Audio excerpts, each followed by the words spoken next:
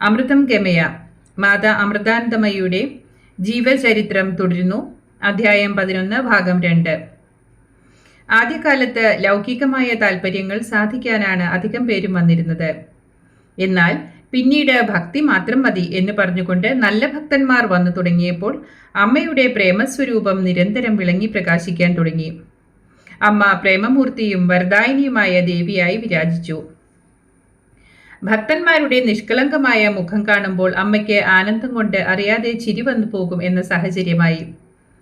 കൃഷ്ണഭാവത്തോടൊപ്പം ദേവീഭാവവും ആരംഭിച്ചതു മുതൽ അമ്മയുടെ നാനാമുഖമായ അമാനുഷിക ശക്തികൾ ലോകത്തിന് ബോധ്യപ്പെട്ടു തുടങ്ങി. ദുഃഖ നിവൃത്തിക്കായി ആശ്രമത്തിൽ വന്നു ചേരുന്ന ആയിരക്കണക്കിന് ആൾക്കാരുടെ ദുഃഖകഥകളും ജീവിത പ്രശ്നങ്ങളും മുഴുവനും ക്ഷമയോടെ കേൾക്കുകയും അവയ്ക്കെല്ലാം തൃപ്തികരമായ പരിഹാരം പ്രദാനം ചെയ്യുകയും ചെയ്യുന്നതിൽ അമ്മ സദാ നിരതയായിരുന്നു.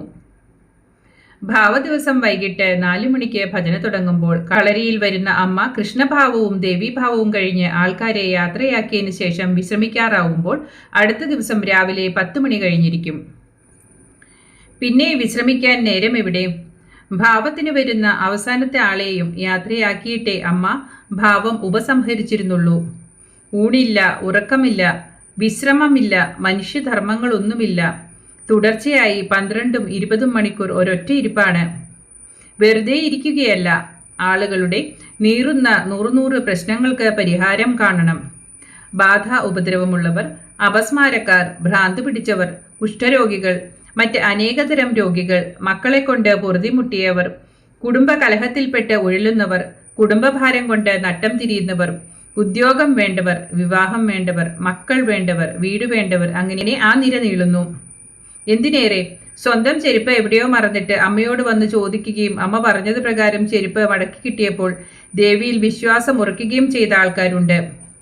വീട്ടിലെ പട്ടിയുടെ തുടൽ കാണാതെ പോയപ്പോൾ അമ്മയോട് വന്ന് പരാതിപ്പെടുകയും മടങ്ങി വീട്ടിൽ ചെന്നയുടൻ തുടൽ മടക്കി കിട്ടിയതിനാൽ ഈശ്വരശക്തിയിൽ എന്നേക്കും വിശ്വാസം ഉറച്ചവരുമുണ്ട്. ഇതൊക്കെ ചെറിയ കാര്യങ്ങളാകാം, പക്ഷേ അമ്മ അതൊന്നും ചെറുതായി കാണാറില്ല.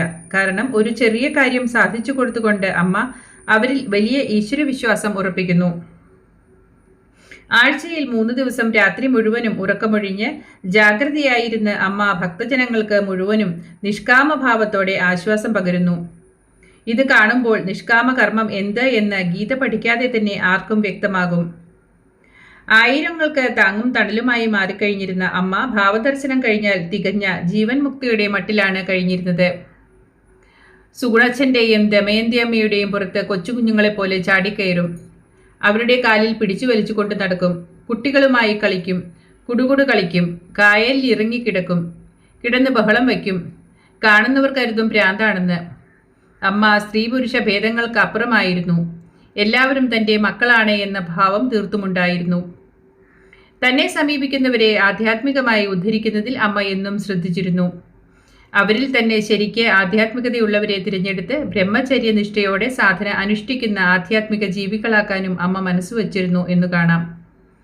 അത്തരം ഭക്തന്മാരെ ആശ്രയിച്ചാണ് അമ്മ ഭാവിയിൽ മിഷൻ സ്ഥാപിച്ച് ധർമ്മ സംസ്ഥാപന യജ്ഞം ആരംഭിച്ചത്. ദേവീഭാവം കൊണ്ട് ലോകത്തെ അനുഗ്രഹിച്ചു കൊണ്ടിരുന്നപ്പോഴും ജഗന്മാതാവിൻ്റെ കുഞ്ഞായിട്ട് ഇരിക്കുവാനായിരുന്നു അമ്മയ്ക്ക് ഏറെ ഇഷ്ടം. ഭക്തിയുടെ രസം അത്രമാത്രം ആകർഷകമാണ്. ബലമായി മനസ്സിനെ താഴ്ത്തിക്കൊണ്ടുവന്ന് ഭക്തിയായിരിക്കാൻ അമ്മ ശ്രമിച്ചിരുന്നു. പക്ഷേ ഒരു മാത്ര കൊണ്ട് മനസ്സ് അങ്ങുയർന്ന അഹം ബ്രഹ്മാസ്മി എന്ന ഭാവത്തിലേക്ക് പോകും. ആ അവസ്ഥയെപ്പറ്റി അമ്മ പറയുന്നു. അപ്പോൾ രൂപവുമില്ല, നാമവുമില്ല, ഒന്നുമില്ല. നമ്മൾ പ്രകാശം മാത്രം. എല്ലാം എന്നിൽ ലയിച്ചിരിക്കുന്നതായി കണ്ടു. എല്ലാം ഞാൻ തന്നെ എന്ന് കണ്ടു. ഇത്രയും ഉയർന്ന ഒരു ആധ്യാത്മിക നിലയിലായിരുന്നു അമ്മ വിഹരിച്ചിരുന്നതെങ്കിലും വീട്ടുകാർക്ക് ഒന്നും മനസ്സിലായില്ല. അതുകൊണ്ട് ആളുകളുമായി ഇടപെടാൻ അമ്മയെ മാതാപിതാക്കൾ സമ്മതിച്ചിരുന്നില്ല. ഭക്തന്മാരോട് സംസാരിക്കാനേ പാടില്ല എന്നാണ് നിയമം. അവർക്ക് നാണവും മാനവുമുണ്ട്.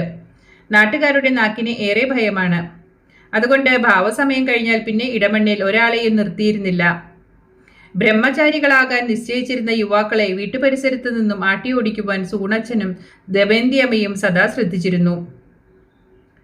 സാധനയുടെ അവസാന ഘട്ടത്തിൽ അജ്ഞാനം കൊണ്ട് കഷ്ടപ്പെടുന്നവരെ രക്ഷിക്കാൻ ഉള്ളിൽ നിന്ന് നിർദ്ദേശം കിട്ടിയ ശേഷം അമ്മ അതേപ്പറ്റി ചിന്തിച്ചു. അപ്പോൾ സന്യാസികൾ നിരനിരയായി ഇരിക്കുന്ന ദർശനം കിട്ടി. അവരെല്ലാം തൻ്റെ മക്കളാണെന്ന് അമ്മയ്ക്ക് മനസ്സിലായപ്പോൾ അവരെ കാണുവാനുള്ള ആഗ്രഹം അമ്മയ്ക്കുണ്ടായി. അതേ തുടർന്ന് ഭാവത്തിന് വരുന്ന ഗൃഹസ്ഥ ഭക്തന്മാരുടെ കൂട്ടത്തിൽ ബ്രഹ്മചാരി മക്കൾ ഓരോരുത്തരായി അമ്മയുടെ അടുത്ത് എത്തിത്തുടങ്ങി. ഉണ്ണികൃഷ്ണൻ, രാമകൃഷ്ണൻ, ശ്രീകുമാർ, രമേശ് റാവു, ഹരികുമാർ പൈ, ബാലു എന്നിവർ ക്രമത്തിലെത്തി. 1976-77 ആയപ്പോഴേക്ക് ബ്രഹ്മചാരികൾ വന്നു തുടങ്ങി. അന്ന് അമ്മയ്ക്ക് വയസ്സ് 23. അവരാരും സ്ഥിരതാമസമാക്കിയിരുന്നില്ല. അതിനുള്ള സാഹചര്യം ഒട്ടുമില്ലായിരുന്നു. നിയമപ്രകാരം ആശ്രമമല്ല, വീടാണ്. ഭക്തന്മാർ വന്നു പോകും. പിൽക്കാലത്ത് ബ്രഹ്മചാരികളായി തീർന്ന ചില യുവാക്കൾ ഭാവസമയം കഴിഞ്ഞും ഇടമണ്ണിൽ വീട്ടിൽ നിൽക്കും. സുഗുണച്ചനും ദമയന്തി അമ്മയ്ക്കും ഹാലിളകും. ഭാവം കഴിഞ്ഞാൽ സ്ഥലം വിട്ടുകൊള്ളണം, അല്ലെങ്കിൽ പോടാ എന്ന് പറഞ്ഞ് സുഗുണച്ചൻ ഓടിക്കും. പോയില്ലെങ്കിൽ നല്ല തെറിയും അടിയും കിട്ടിയെന്ന് വരും. ചെറുപ്പക്കാർക്കെല്ലാം സുഗുണച്ചനെ ഭയങ്കര പേടിയായിരുന്നു. ഒരു ദിവസം ബ്രഹ്മചാരി ബാലുവിനെ പള്ളു പറഞ്ഞോടിച്ചു. ബാലു തിരിഞ്ഞു നോക്കി നടന്നു പോയി. ആൾ പട്ടിണിയാണ്. സന്ധ്യാസമയം. ഭയങ്കര മഴ വരുന്നു. എവിടെ പോകാൻ? ബസ് കയറി കുറച്ചകലെ ഇറങ്ങി. തിരിച്ച് ബസ് കയറി വള്ളിക്കാവിൽ വന്നു. ബാലുവിനെ കണ്ടതോടെ ദമയന്തി അമ്മ പല്ലു കടിച്ചു.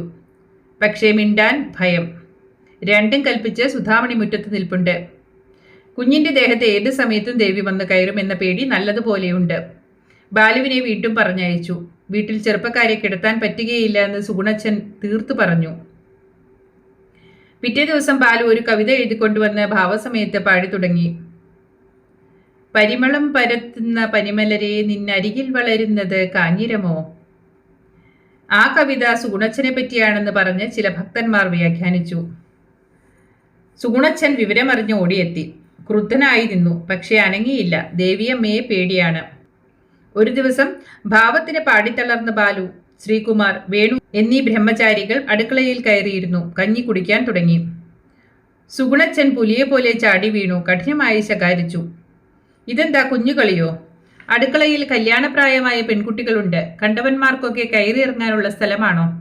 ഇറങ്ങിപ്പോയിനടാ എന്ന് ശകാരിച്ചു. വീട്ടുകാരുടെ ഇത്തരം എതിർപ്പിനു പുറമെ നാട്ടുകാരായ ചില എതിരാളികളും ഇക്കാലത്ത് അമ്മയ്ക്കെതിരായി കുസൃതികൾക്ക് മുതിർന്നു. ഒരിക്കൽ 2 പേർ അമ്മയെ അപമാനിക്കാൻ വാതുകെട്ടി പുറപ്പെട്ടു. 2 പേരും നല്ലതുപോലെ മദ്യപിച്ചിരുന്നു. ഭാവസമയത്ത് സുധാമണിയെ അപമാനിച്ചാൽ കൃഷ്ണൻ നടയിൽ ഈശ്വരശക്തിയില്ലെന്ന് ലോകം ഗ്രഹിച്ചുകൊള്ളും എന്നാണ് എതിരാളികൾ കണക്ക് കൂട്ടിയത്. സുധാമണിയെ കയറി പിടിച്ച് അപമാനിക്കുവാൻ തയ്യാറായിക്കൊണ്ട് മദ്യപന്മാർ കളരിയുടെ മുന്നിലെത്തി. അപ്പോൾ കളരിക്കകത്ത് ഭാവത്തിലിരുന്ന അമ്മ ഭക്തന്മാരോടായി പറഞ്ഞു, ഇപ്പോൾ അമ്മ നിങ്ങളെ ഒരു രസം കാണിച്ചു തരാം. ഒരു കള്ളുകുടിയൻ കളരിയിൽ കയറുവാൻ വാതിൽക്കലെത്തി. പക്ഷേ അകത്തേക്ക് കയറുവാൻ കാൽ പൊങ്ങിയില്ല. അങ്ങനെ കുറച്ചു സമയം കഴിഞ്ഞു. ഉടനെ കൂടെ വന്ന ആളിന് ദേഷ്യമായി. അയാൾ ചോദിച്ചു, എന്താടാ കയറാത്തത്? പെണ്ണിനെ കണ്ടു മയങ്ങിപ്പോയോ? ഒന്നാമന് കോപമായി. അയാൾ ഗർജിച്ചു, ഛി, നീ എന്താടാ പറഞ്ഞത്? അനാവശ്യം പറയുന്നോ? 1 പറഞ്ഞ് 2 പറഞ്ഞ് അവർ തമ്മിൽ വഴക്കായി. അടി കലശലായി. അങ്ങനെ അടിച്ചടിച്ച് ആ മദ്യപാനികൾ അവിടെ നിന്ന് പോയി. പിൽക്കാലത്ത് പല ഭക്തന്മാരും വീടുകളിൽ അമ്മയെ പൂജയ്ക്കും ഭജനയ്ക്കും വിളിച്ചു കൊണ്ടുപോകുമായിരുന്നു. അത്തരം സന്ദർഭങ്ങളിൽ അവിടെയും യുക്തിവാദികൾ എതിർപ്പിന് ചെന്ന സംഭവങ്ങളുണ്ട്. പക്ഷേ അവർക്ക് ഒന്നും ചെയ്യാൻ കഴിയാതെ നിരാശപ്പെടേണ്ടി വന്നതേയുള്ളൂ. 1978 നടന്ന സംഭവമാണ്. പന്മന ഒരു വീട്ടിൽ പല ദുരിതങ്ങൾ. ദോഷപരിഹാരത്തിന് പൂജകൾ ചെയ്യാൻ ശ്രമിച്ചെങ്കിലും പലതവണ മുടങ്ങി. ഒടുവിൽ വള്ളിക്കാവിലെത്തി ആശ്രയിച്ചു. പൂജ ചെയ്യുവാൻ അമ്മയെ കൂട്ടിക്കൊണ്ടുപോയി.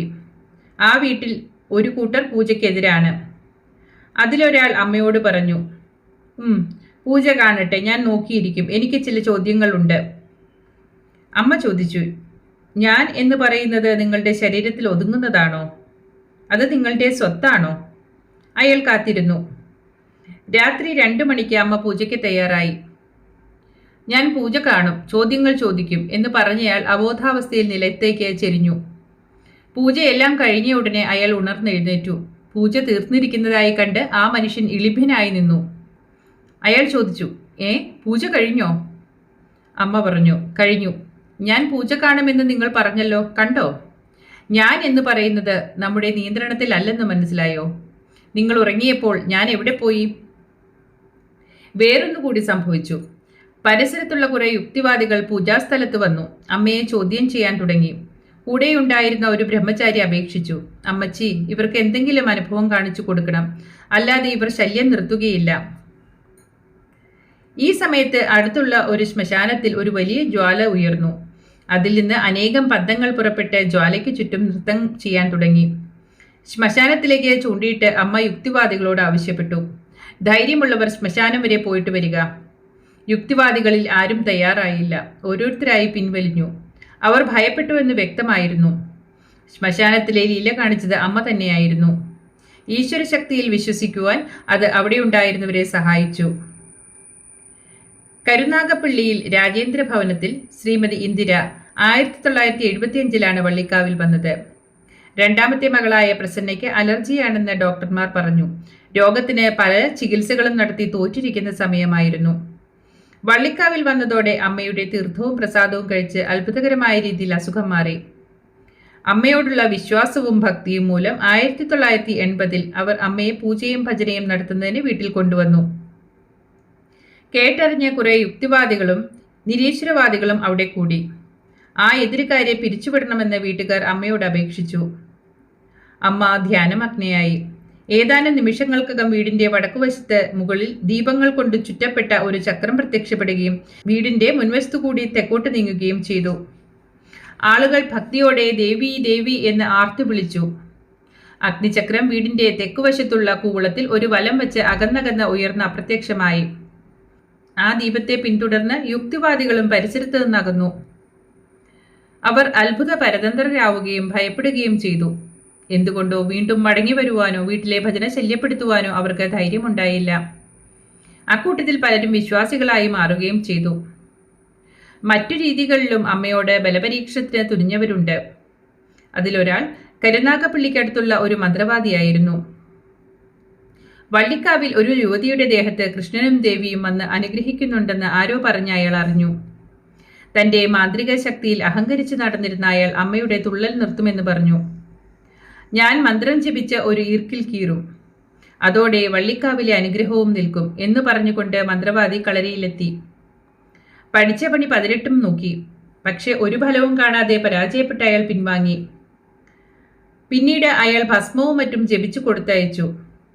ആ ഭസ്മം ദേവിയുടെ ദേഹത്തിട്ടാൽ തുള്ളൽ പോകുമെന്ന് പറഞ്ഞയച്ചു. ഈ ദുഷ്കർമ്മങ്ങളെ തുടർന്ന് ആ മന്ത്രവാദി ബുദ്ധിസ്ഥിരതയില്ലാത്തവനായി. അയാൾ 10 പൈസ താ എന്ന് ചോദിച്ച് തെണ്ടി നടക്കാൻ തുടങ്ങിയിട്ട് വർഷങ്ങളായിരിക്കുന്നു. അഴീക്കിലുള്ള ഒരു പൂജാരിയുമായി ബന്ധപ്പെട്ടതാണ് അടുത്ത സംഭവം. പൂജാരി ഒരു വലിയ മാന്ത്രികനും കൂടിയായിരുന്നു. പല സ്ഥലങ്ങളിലും തുള്ളൽ നിർത്തിയിട്ടുള്ള ആളാണത്രേ. അതുകൊണ്ട് അമ്മയോട് ദ്വേഷബുദ്ധി വച്ചു പുലർത്തുന്ന ആൾക്കാരുടെ കൂട്ടത്തിൽപ്പെട്ട ഒരു സ്ത്രീ രഹസ്യമായി ആ പൂജാരിയെ പോയി കണ്ടു. ആ സ്ത്രീ അമ്പലത്തിൽ മൗനവ്രതമെടുക്കുകയാണെന്നുള്ള ധാരണ പരത്തി. എന്നിട്ട് ഒറ്റയ്ക്ക് പൂജാരിയെ കാണുമ്പോൾ വള്ളിക്കാവിലെ തുള്ളൽ നിർത്തിത്തരണമെന്ന് അപേക്ഷിച്ചിരുന്നു.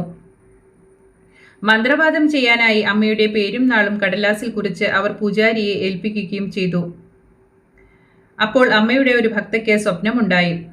നീ ഇന്ന അമ്പലത്തിൽ പോയി തൊഴണം എന്ന് സ്വപ്നത്തിൽ അമ്മ പറഞ്ഞു. ഭക്ത പിറ്റേ ദിവസം കളരിയിലെത്തി അമ്മയോട് സ്വപ്നത്തിന്റെ കാര്യം പറഞ്ഞു. അമ്മ പറഞ്ഞു, പോയിട്ട് വാ, അപ്പോൾ നിനക്ക് കാര്യം മനസ്സിലാകും. ഭക്ത മന്ത്രവാദി പൂജ നടത്തുന്ന ക്ഷേത്രത്തിലെത്തി. അമ്പലത്തിൽ തൊഴുതു കഴിഞ്ഞിട്ട് അവർ പൂജാരിയെ കണ്ട് എന്തോ സംസാരിക്കാനായി അയാൾ വിശ്രമിക്കുന്ന മുറിയിലേക്ക് ചെന്നു. പൂജാരി വേഗം എഴുന്നേറ്റിട്ട് ഇരിക്കിരിക്കെ എന്ന് പറഞ്ഞുകൊണ്ട് മെത്ത ചുരുട്ടിവെച്ച് സ്ഥലം കൊടുത്തു. അപ്പോൾ മെത്തയ്ക്കടിയിൽ നിന്ന് ഒരു കടലാസ് കഷ്ണം വെളിയിൽ വന്നു. സ്ത്രീ നോക്കിയപ്പോൾ അതിൽ അമ്മയുടെ പേരും നാളും വിലാസവും എഴുതിയിരിക്കുന്നു. അത് കണ്ട് അമ്പരന്നു. ചതിച്ചോ തിരുമേനി എന്ന് പറഞ്ഞ് ഭക്തൻ നെഞ്ചത്തടിച്ച് കരഞ്ഞു. തിരുമേനി, ഇത് ഞങ്ങളുടെ അമ്മയാണ്. വല്ല കടുങ്കയും ചെയ്തോ തിരുമേനി, എങ്കിൽ ഞങ്ങൾ ചത്തുകളയും എന്ന് പറഞ്ഞു കരഞ്ഞു. അപ്പോൾ തിരുമേനി പറഞ്ഞു, ഞാൻ ഇതുവരെ ഒന്നും ചെയ്തില്ല. ഒരു സ്ത്രീ വന്ന് അവിടം നശിപ്പിക്കണമെന്ന് പറഞ്ഞു ശല്യം ചെയ്തു. അവരിൽ നിന്ന് രക്ഷപ്പെടാനായി ഞാൻ കുറിപ്പ് വാങ്ങി വെച്ചെന്നേ ഉള്ളൂ. ഭക്ത പറഞ്ഞു, തിരുമേനി നേരിൽ വന്ന് കാണുക, അപ്പോൾ മനസ്സിലാകും. പൂജാരി പറഞ്ഞു, ശരി, ഒരു ദിവസം ഞാൻ തന്നെ വന്ന് നോക്കട്ടെ. പറഞ്ഞ പ്രകാരം ഒരു ഭാവ ദിവസം പൂജാരി കളരിയിലെത്തി. ഇതറിഞ്ഞ് ഒരു വലിയ ജനക്കൂട്ടം കളരിയിലെത്തി. തിരുമേനി ഭയങ്കര മന്ത്രവാദിയാണ്. അദ്ദേഹം വന്നാലുടൻ കളരിയിലെ തുള്ളലും അനുഗ്രഹവും എല്ലാം നിൽക്കുമെന്ന് ഒരു കൂട്ടർ പറഞ്ഞു. അയാൾ ഒന്നും ചെയ്യാൻ പോകുന്നില്ല എന്ന് ഭക്തന്മാരും പറഞ്ഞു. തിരുമേനി വൃദ്ധയായ ഒരു സ്ത്രീയെയും കൂട്ടിയാണ് വന്നത്. അവരുടെ കയ്യിൽ അയാൾ ഒരു പൊതി അവൽ രഹസ്യമായി ഏൽപ്പിച്ചിരുന്നു. കളരിയിൽ വാസ്തവത്തിൽ ഈശ്വര സാന്നിധ്യമുണ്ടെന്ന് തെളിഞ്ഞാൽ ഭക്തനാകുമെന്നും തിരുമേനി നിശ്ചയിച്ചു. പൂജാരി കൃഷ്ണഭാവ സമയത്ത് കളരിയിൽ കയറി. അമ്മ ഒരു പിടി ഭസ്മം എടുത്ത് പോറ്റിയുടെ കയ്യിൽ കൊടുത്തിട്ട് ചോദിച്ചു, നീ ഇപ്പോൾ ഈ മന്ത്രം ജപിക്കാനല്ലേ വന്നിരിക്കുന്നത് എന്ന് പൂജാരിക്ക് മാത്രം അറിയാവുന്ന മന്ത്രം അമ്മ ചൊല്ലിക്കേൾപ്പിച്ചു. തുടർന്ന് അമ്മ പറഞ്ഞു, നീ ഹനുമാൻ സ്വാമിയുടെ ഉപാസകനല്ലേ? ആ നാമം ജപിക്കുന്ന നാവുകൊണ്ട് ദുർമന്ത്രം ജപിക്കരുത്. പൂജാരി അമ്പരന്ന് പോയി. അയാളുടെ ഉപാസ്യദേവൻ ഹനുമാനാണെന്ന കാര്യം അതീവ രഹസ്യമായിരുന്നു. അയാൾക്കല്ലാതെ മറ്റാർക്കും അത് അറിഞ്ഞുകൂടായിരുന്നു. വീണ്ടും അമ്മ പറഞ്ഞു, നീ വെളിയിൽ ഒരു സ്ത്രീയെ അവൽപ്പൊതിയും കൊടുത്ത് നിർത്തിയിട്ടില്ലേ? കുചേലൻ കൃഷ്ണന്റെ അടുത്ത് അവലും കൊണ്ടുപോയി. അതുപോലെയാണോ നീ വന്നിരിക്കുന്നത്?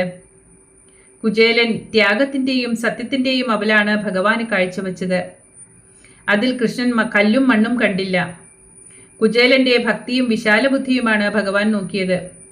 അവിടെ കല്ലില്ല, എല്ലാം അമൃതാണ്. അതാണ് ഭഗവാൻ വാരി വിഴുങ്ങിയത്. നീ എന്തിനാണ് അയലത്ത് നിന്ന് നെല്ല് വാങ്ങി അവലിടിച്ച് അതിൽ കുറെ കല്ലും വാരിയിട്ട് കൊണ്ടുവന്നിരിക്കുന്നത്? പൂജാരി കരഞ്ഞുകൊണ്ട് അമ്മയുടെ പാദങ്ങളിൽ വീണ് മാപ്പിരുന്നു. വലിയ ഭക്തനായി തീരുകയും ചെയ്തു. സജ്ജനങ്ങളെ, ഇത്രയുമാണ് 11-ാം അധ്യായത്തിന്റെ 2-ാം ഭാഗം. ഇതോടുകൂടി 11-ാം അധ്യായം അവസാനിക്കുകയാണ്. മാതാ അമൃതാനന്ദമയുടെ സച്ചരിത്രത്തിന്റെ അടുത്ത ഭാഗവുമായി ഞാൻ എത്തുന്നതുവരേക്കും എല്ലാവർക്കും നന്ദി, നമസ്കാരം.